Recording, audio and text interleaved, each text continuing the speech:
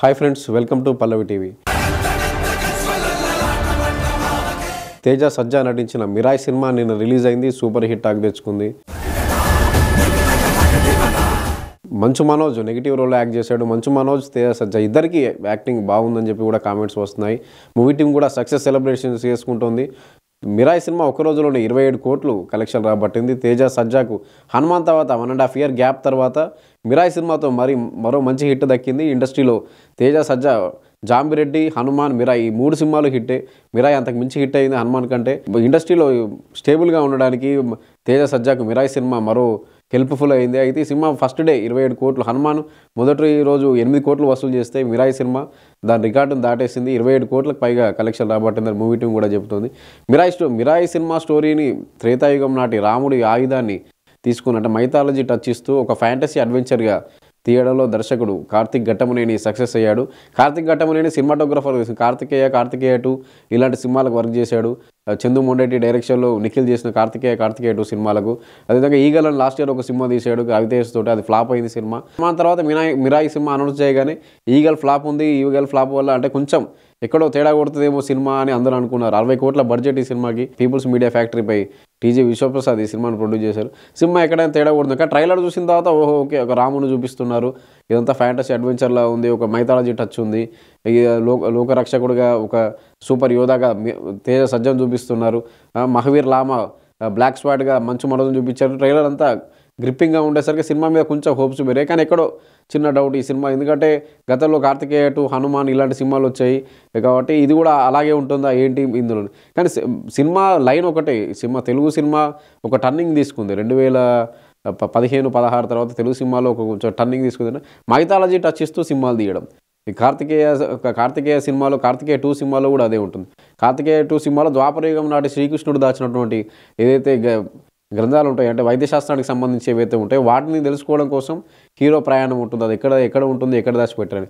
అంటే 2022 తర్వాత నుంచి ఇటువంటి మైథాలజీ టచ్ ఇస్తూ సినిమాలు తీయడం కొత్త ట్రెండ్గా అనుకోవాలి. అంటే తెలుగు టాలీవుడ్ ఇండస్ట్రీ నుంచి వచ్చిన ఒక మార్పు అనుకోవాలి. అలాంటి సినిమాలని వరుసగా సక్సెస్ అయ్యాయి. హనుమాన్ కానీ, కార్తికేయ 2 కానీ, కల్కి కూడా ద్వాపరయుగం మహాభారతాన్ని టచ్ చేస్తూ కర్ణుడి క్యారెక్టర్ను కల్కిలో చివరి 30 నిమిషాలు కర్ణుడి క్యారెక్టర్గా ప్రభాస్ను చూపించడంతో సినిమా ఇంకా మరింత బూస్టప్ సినిమాకి వచ్చి 1000 కోట్లకు పైగా కలెక్షన్ చేసింది. కల్కి కూడా సేమ్ అదే మహాభారతం టచ్ ఇస్తూ, ఇప్పుడు మిరాయి కూడా రామాయణం త్రేతాయుగంని టచ్ చేస్తూ త్రేతాయుగం నాటి కొంత మైథాలజీ టచ్ తీసుకొని రాముడి పవర్ఫుల్ ఆయుధం కలియుగంలో లోక వినాశనాన్ని అడ్డుకోవడానికి వాడితే ఎలా ఉంటుంది, ఇదే మిరాయి స్టోరీ. మొత్తంగా చెప్పాలంటే ఓవరాల్గా ఇదే మిరాయి స్టోరీ. మనకు హాలీవుడ్ సినిమాల్లో ఎన్నో కనిపిస్తుంటాయి. స్పైడర్ మ్యాన్, బ్యాట్మ్యాన్, శక్తిమాన్, ఇవన్నీ ఏంటి విలను లోకాన్ని నాశనం చేయాలనుకుంటాడు, మొత్తం ప్రపంచాన్ని నాశనం చేయాలనుకుంటే స్పైడర్ మ్యాన్ కానీ, సూపర్ మ్యాన్ కానీ, శక్తిమాన్ కానీ కాపాడుతూ ఉంటాడు. అవెంజర్స్ సిరీస్లో వచ్చాయి. ఇప్పుడు దీన్నే డైరెక్టర్లు ఏం చేస్తున్నారంటే తెలుగులో మన మైథాలజీని తీసుకుని మన పురాణాలు మహాభారతం త్రేతాయుగంలో రామాయణము, ద్వాపరయుగంలో మహాభారతాన్ని తీసుకొని వీటి టచ్ చేస్తూ లోకాన్ని, ఇప్పుడు ప్రస్తుత కలియుగంలో లోకాన్ని వినాశనం చేసే శక్తుల మీద ఇక్కడ ఉన్నటువంటి ఆ యుగాలను టచ్ చేస్తూ, అక్కడ పురాణాలను టచ్ చేస్తూ అందులో ఆయుధాన్ని తీసుకోవడం కానీ, లేకపోతే అందులోని వ్యక్తులు ఇందులో మళ్ళీ జన్మించినట్టు చూపించడం కానీ, ఇలాంటి వాటితోటి టెక్నికల్ ఎఫెక్ట్స్ యూజ్ చేస్తూ వాటినే స్టోరీగా తీసుకొని అలాంటి సినిమాలు తీస్తున్నారు. ఇప్పుడు హాలీవుడ్లో Batman, Superman, Spiderman వీళ్ళు లోకాన్ని నాశనం చేయాలనుకునే వాళ్ళు అంటే ఒకరే ఉంటారు. అక్కడ పార్ట్స్ వైజ్గా సినిమాలు వస్తుంటాయి. లోకాన్ని నాశనం చేయాలని వీళ్ళని అనుకుంటూ ఉంటాడు. లోకాన్ని, జనాల్ని కాపాడాలనుకునే సూపర్ హీరోగా సూపర్ మ్యాన్, స్పైడర్ మ్యాన్ ఉంటాడు. మన దగ్గర శక్తిమాన్ టెలివిజన్ సిరీస్ కూడా వచ్చింది. సేమ్ ఇలాంటి సీన్లు ఉంటాయి. కానీ ఇక్కడ మనకు టాలీవుడ్ డైరెక్టర్లు ఏం చేస్తున్నారంటే మైథాలజీ టచ్ ఇస్తూ అలాంటి సినిమాలు తీస్తూ దాదాపు అన్ని సినిమాలు వరుస హిట్ అవుతుంది. కార్తికేయ 2 కానీ, హనుమాన్ కానీ, ఇప్పుడు మిరాయి కూడా సేమ్ ఇదే కాన్సెప్ట్ ఒకటి ఏంటంటే సినిమాలో ఏదో ఒక మైథాలజీ టచ్ ఉండాలి. సినిమాలో మైథాలజీ టచ్ ఉండాలి. దీనిలో కూడా సేమ్ రామాయణం టచ్ ఇచ్చారు. చివరికి శ్రీరాముడే లోకానికి ఆపద వచ్చినప్పుడు శ్రీరాముడే చూపించి, శ్రీరాముడే ఒక బాణం వదిలి లోకానికి ఉన్న ఆపదను విడగొట్టారు. అంటే లోకాన్ని కాపాడడానికి, జనాల్ని కాపాడడానికి శ్రీరాముడే స్వయంగా వస్తాడని చెప్పే మాట కూడా చెప్పించారు ఇందులో. ఆ క్లైమాక్స్ సీన్ వరకు చాలా ఎక్సలెంట్గా తీశాడు డైరెక్టర్ కార్తిక్ ఘట్టమనేని కూడా సక్సెస్ అయ్యాడు. అయితే మొత్తంగా అయితే మైథాలజీ టచ్ తోటి ఉన్నటువంటి సినిమాలు వరుసగా హిట్ అవుతూ వస్తున్నాయి. హనుమాన్ సినిమా కూడా చివరికి హనుమంతుని చూపించి, అంటే హనుమంతుడు క్యారెక్టర్ చూపిపోయిన యానిమేషన్ రూపంలో హనుమంతుని చూపించి చివరికి గూస్ బంప్స్ తెప్పించాడు అందులో ప్రశాంత్ వర్మ. సేమ్ అదేవిధంగా ఇందులో కూడా రాముడుగా ప్రభాస్ నటిస్తాడు. ఇవన్నీ కామెంట్స్ వచ్చాయి. కానీ రాముడుగా ప్రభాస్ వాయిస్ ఓవర్ ఇచ్చాడు ఈ సినిమాకి. రాముడిగా ఒక యానిమేషన్ క్యారెక్టర్ను చూపించి, ఒక గ్రాఫిక్స్ తోటి చూపించి లోకాన్ని రక్షించడానికి దేవుడే స్వయంగా దిగి వస్తాడని చూపించారు. మొత్తంగా అయితే మిరాయి సినిమాకు ఇవే కాన్సెప్ట్. హనుమాన్, కార్తికేయ 2 స్టోరీలు లైన్లు ఏవైతే ఉన్నాయో మిరాయి సినిమా కూడా అదే స్టోరీ. కార్తికేయ 2లో ఎలాగైతే హీరో శ్రీకృష్ణుడు దాచినటువంటి వైద్యశాస్త్రానికి సంబంధించిన పత్రాలు ఉంటాయి, వాటి కోసం ఇలా ప్రయాణం చేస్తాడు. రాముడి పవర్ఫుల్ ఆయుధం మిరాయి, దాని పేరు మిరాయి, రాముడి పవర్ఫుల్ ఆయుధం. దాన్ని కలియుగంలో లోకరక్షణ కోసం ఆ మిరాయి ఆయుధాన్ని వాడి ఎవరైతే లోక వినాశనానికి ఉన్నారో వాళ్ళందరినీ నాశనం చేయడానికి మిరాయి అనే ఆయుధం కోసం ఇక్కడ హీరో జర్నీ చేస్తాడు. ఈ మిరాయి ఆయుధానికి సంబంధించి కూడా ఇచ్చిన మైథాలజీ టచ్ కూడా చాలా బాగుంది, ఇంట్రెస్టింగ్గా. రాముడు అక్కడ ఆయుధం దాచడం, దాన్ని అగస్త్య మహామునికి చెప్పడం, మళ్ళీ అగస్త్య మహాముని. ఇందులో అగస్త్య మహామునిగా జయరాం, మలయాళం యాక్టర్ జయరాం నటించాడు అగస్త్య మహామునిగా. అగస్త్య మహాముని గురించి కూడా చాలా బాగా చెప్పారు. 4 యుగాలు చూసిన చిరాయువు అని. అంటే మనకు పురాణాలని మనకు చెప్పడం కోసం ఎంత detailing work. Director Karthik Ghattamaneni ఇక్కడ మెచ్చుకోవాలి. చాలా డీటెయిలింగ్గా, అంటే ఏదో చెప్తున్నామంటే చెప్పినట్టు కాకుండా ఇందులో రామాయణం టచ్ చేసిన తీరు కానీ, అందులోని అంశాలను మళ్ళీ ఇక్కడ వాడుకోవడం కానీ చాలా డీటెయిల్డ్గా, ఎక్కడ తప్పు లేకుండా, అంటే పురాణాలని తప్పుద్రోవ పట్టించే విధంగా లేకుండా, వాటికి ఏదో అంటించడం కాకుండా ఉన్నది ఉన్నట్టుగా దాన్ని తీసుకొని మళ్ళీ ఇక్కడ దాన్ని క్రియేట్ చేసుకోవడం, ఒక ఫ్యాంటసీ లాగా క్రియేట్ చేసి ఒక ఫ్యాంటసీ అడ్వెంచర్ మూవీని తీయడంలో కార్తిక్ ఘట్టమనేని సక్సెస్ అయ్యాడు. ఏదైతే అగస్త్య మహాముని క్యారెక్టర్ చేసిన జయరాం చెప్తాడు పవర్ఫుల్ ఆయుధం మిరాయి అని, అక్కడ నుంచి స్టోరీ మరో టర్నింగ్ తీసుకుంటుంది. హీరో చేతికి మిరాయి ఆయుధం రాగానే అక్కడ నుంచి మళ్ళీ స్టోరీ వేరే టర్న్ తీసుకొని అక్కడ నుంచి మంచు మనోజ్తో ఫైట్ చేయడం కానీ, ఈ సీక్వెన్స్ అంతా కూడా చాలా పర్ఫెక్ట్గా కుదిరాయి. అయితే ఇందులో తేజ సజ్జా వేద అనే క్యారెక్టర్, తేజ సజ్జాకు తల్లిగా చేసిన శ్రీయ అంబిక అనే క్యారెక్టర్, ఈ అంబిక అనే క్యారెక్టర్ని కూడా చాలా బాగా డిజైన్ చేసుకున్నారు. మొత్తం ఓవరాల్గా సినిమా స్టార్టింగ్లోనే కళింగ యుద్ధం అయిపోయిన తర్వాత అశోకుడు వచ్చేదాన్ని చూపించే విజువల్స్ కూడా బాగా తీసుకున్నారు. అశోకుడు కళింగ యుద్ధంలో నష్టాన్ని చూసి బాధపడతాడు. తన దగ్గర ఉన్న ఏదైతే దైవిక శక్తులు ఉంటాయో వాటన్నిటిని 9 గ్రంథాల్లో పెట్టి వాటన్నిటిని జాగ్రత్తగా ఉంచాలి. ఈ 9 గ్రంథాల్లో ఉన్న శక్తులు ఒకరి దగ్గరికే చేరితే అవి లోక వినాశనం అవుతాయి కాబట్టి వాటన్నిటిని ఇటువంటి శక్తులు వద్దాం అని చెప్పి అశోకుడు వాటిని గ్రంథాల్లో పెట్టి వాటిని కొంతమంది గురువులకు ఇస్తాడు. ఆ 9వ గ్రంథం ఏదైతే ఉంటుందో అదే అమరత్వం. అంటే 8 గ్రంథాలు అన్ని దగ్గర ఉంటాయి, 9వ గ్రంథంలోని చావు లేని అమరత్వం సాధించడానికి వీలవుతుంది. అటువంటి కాన్సెప్ట్ను, అంటే చాలా మంచి కాన్సెప్ట్ ఇది.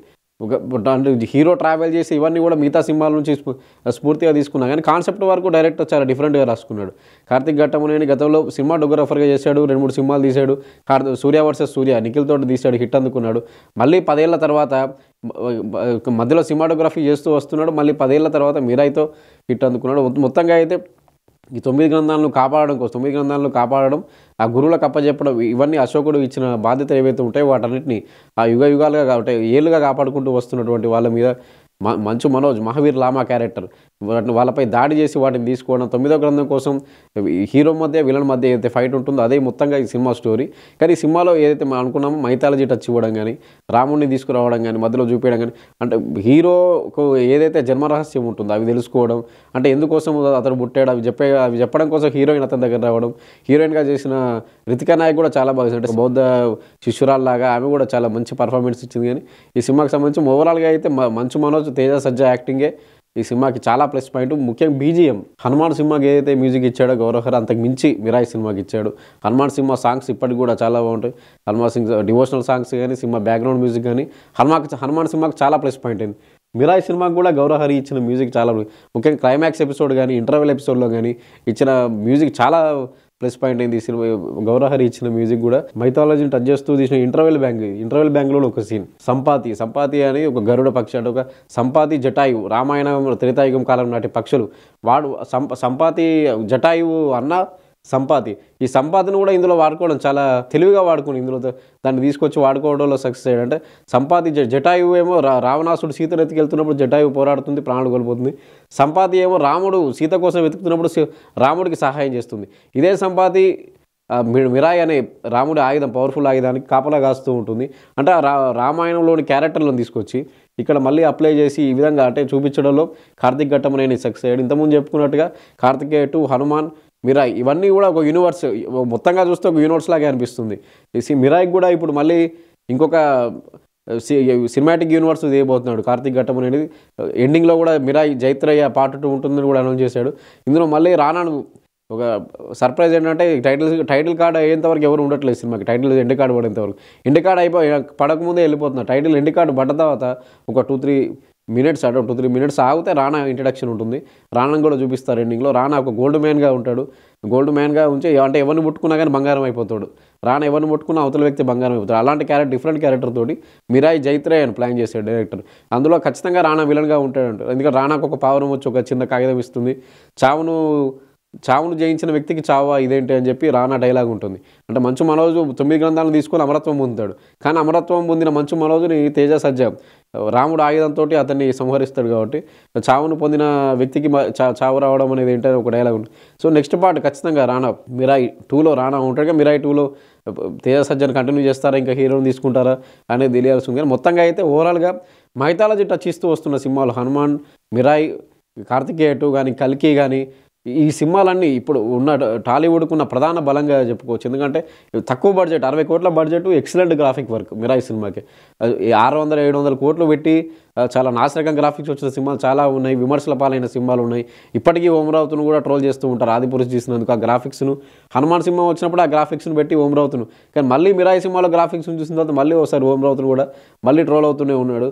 అంటే అంతా 700-800 కోట్లు పెట్టి 600 కోట్లు పెట్టి నాసిరకం గ్రాఫిక్స్ తీసిన ఓమరావుతు కంటే ఇప్పుడు 60 కోట్లతోటి ఇంత మంచి గ్రాఫిక్స్ వర్క్, ఎంగేజింగ్ సీన్లతోటి, గూస్బంప్ తెప్పించే సీన్లతోటి ఇంత మంచి గ్రాఫిక్స్ వర్క్ అంటే డైరెక్టర్ సక్సెస్ అయ్యాడు. అంత తక్కువ బడ్జెట్లో ఇట్లాంటి సినిమా మైథాలజీ కాన్సెప్ట్ తోటి ఇలాంటి సినిమా తీసుకురావడంలో డైరెక్టర్ సక్సెస్ అయ్యాడు. నెక్స్ట్ కూడా మిరాయి జైత్రేయలో కూడా ఇదే సినిమాటిక్ యూనివర్స్ నుంచి మిరాయి జైత్రేయ అంటే మిరాయి పార్ట్ 2 కూడా తీస్తాడు. ఇప్పుడు హనుమాన్కు పార్ట్ 2 హనుమంతుడి క్యారెక్టర్లో రిషబ్ శెట్టి ఉన్నాడు. ఇప్పుడు మిరాయి పార్ట్ 2లో ఇప్పుడు రానా కనిపించబోతున్నాడు. మొత్తం ఓవరాల్గా అయితే తెలుగు సినిమాకి సంబంధించి మైథాలజీ టచ్ ఉన్న సినిమాలన్నీ వరుస హిట్లు కొడుతున్నాయి. మహావతార్ లక్ష్మీ నరసింహ మనతో యానిమేటెడ్ సినిమా చూసాం. జూలైలో రిలీజ్ అయిన మహావతార్ నరసింహ 300 కోట్లు వసూలు చేసింది. అంటే పురాణాలను ఆధారంగా చేసుకుని తీస్తున్న సినిమాలు, పురాణాలను టచ్ చేస్తూ తీస్తున్న సినిమాలు. అదే త్రేతాయుగము, ద్వాపర యుగం నుంచి ఒక కాన్సెప్ట్ని తీసుకొని దాన్ని ఇక్కడ కొంచెం ఫిక్షన్ అటాచ్ చేసి తీస్తున్న సినిమాలు చాలా ప్రజాదరణ దక్కుతుంది. చాలా కొత్త కాన్సెప్ట్తో వస్తున్న ఇట్లాంటి సినిమాలు కూడా ఎక్కువగా జనాలను ఆకట్టుకుంటున్నాయి. చాలా జనాలు కూడా చూసేందుకు కూడా ఇష్టపడుతున్నారు. అయితే ఈ సినిమాలు తీయడంలో టాలీవుడ్ డైరెక్టర్ల సక్సెస్ ఏంటంటే వీటన్నిటిని చెబుతూ ఎక్కడ కూడా మిస్లీడ్ చేయట్లేదు. పురాణాలు ఇప్పుడు సంపాతి జటాయు సోదరుడు సంపాతి అని చాలామంది తెలియవచ్చు. అంటే పురాణాల గురించి అవగాహన ఉన్న వాళ్ళు తెలుసు. సాధారణ జనానికి జటాయు రావణుడి సీతను ఎత్తుకుపోతున్నప్పుడు అడ్డుకోవడం వరకే జటాయు గురించి తెలుసు. కానీ జటాయుకు అన్న ఉంటాడు, ఆ సంపాతి అతను కూడా బతికే, అతను కూడా ఇద్దరు అన్నదమ్ములు. ఇలాంటి విషయాలు మామూలుగా జనాలకు తెలియవు. కానీ ఇటువంటి సినిమాల ద్వారా పురాణాల్లో ఇంకేమేమి ఉన్నాయి వాటన్నిటిని చెబుతూ దాన్ని ఇక్కడ తీసుకుని సినిమాగా తీస్తూ ఇట్లాంటివి చేస్తూ ఇదే టాలీవుడ్ డైరెక్టర్ల సక్సెస్ సీక్రెట్. హనుమాన్ సక్సెస్ అయినా, కార్తికేయ 2 సక్సెస్ అయినా, ఇప్పుడు మిరాయి సూపర్ హిట్ అందుకున్నా అంటే పురాణాలని మిస్లీడ్ చేయకుండా వాటిని వక్రీకరించకుండా ఇలా క్లియర్గా చెప్పడంలో డైరెక్టర్ సక్సెస్ అయ్యాడు. కార్తిక్ ఘట్టమనేని 10 ఏళ్ల తర్వాత మిరాయి సినిమాతో సూపర్ హిట్ అందుకున్నాడు. నెక్స్ట్ మిరాయి 2 ఏదైతే మిరాయి జైత్రేయ ఉందో దాన్ని కూడా ఇదే సినిమాటిక్ యూనివర్స్లో తీసుకెళ్తాడు. ఓవరాల్గా మిరాయి సినిమా తేజ సజ్జాకు టాలీవుడ్లో నిలదొక్కుకోవడానికి అంటే మనకు ఇలాంటి కాన్సెప్ట్ సినిమాలో అంటే నిఖిల్ గుర్తొస్తాడు. ఎందుకంటే కార్తికేయ తీశాడు, కార్తికేయ 2 తీశాడు. ఇప్పుడు స్వయంభూలో యాక్ట్ చేస్తున్నాడు, స్వయంభూ అని ఒక సినిమా తీస్తున్నాడు నిఖిల్. కానీ తేజ సజ్జా కూడా ఇలాంటి మైథాలజీ కానీ, సోషల్ ఫ్యాంటసీ సినిమాలు కానీ, అడ్వెంచర్ సినిమాలు కానీ వాటికి తేజ సజ్జా ఖచ్చితంగా ఆప్షన్కి తేజ సజ్జా అవుతాడు నెక్స్ట్ టైం నుంచి. ఎందుకంటే వరుసగా జాంబిరెడ్డి, హనుమాన్, మిరాయి ఈ 3 సినిమాలు సూపర్ హిట్. హనుమాన్ తర్వాత మిరాయి అంతకు మించి హిట్ అందుకున్నాడు. కాబట్టి ఇలాంటి సినిమాలకు తేజ సజ్జా ఒక ఆప్షన్ అవుతాడు. ఇండస్ట్రీలో కూడా అతను నిలదొక్కుకోవడానికి ఈ సినిమా చాలా హెల్ప్ అవుతుంది. ఓవరాల్గా సినిమా చాలా హిట్టాగా తెచ్చుకుంది. నార్త్ అమెరికాలో కూడా 6 కోట్లు వసూలు చేసింది మొదటి రోజుకే. ఓవర్సీస్లో కూడా సత్తా చాటుతుంది ఈ cinema. Mirai cinema first day world వైడ్గా 27 కోట్లు వసూలు చేసింది. 100 కోట్లు ఈజీగా అందుకుంటుంది. సెప్టెంబర్ 25 ఓజీ ఉంది. ఓజీ వచ్చేంత వరకు మధ్యలో సినిమాలు లేవు కాబట్టి మిరాయి సినిమాకి ఇక ఎదురు లేకుండా వరుసగా 100 కోట్లకు ఈజీగా చేరుకుంటుంది. 300-400 కోట్లు వసూలు చేసిన ఆశ్చర్యం అవసరం లేదు. Thank you.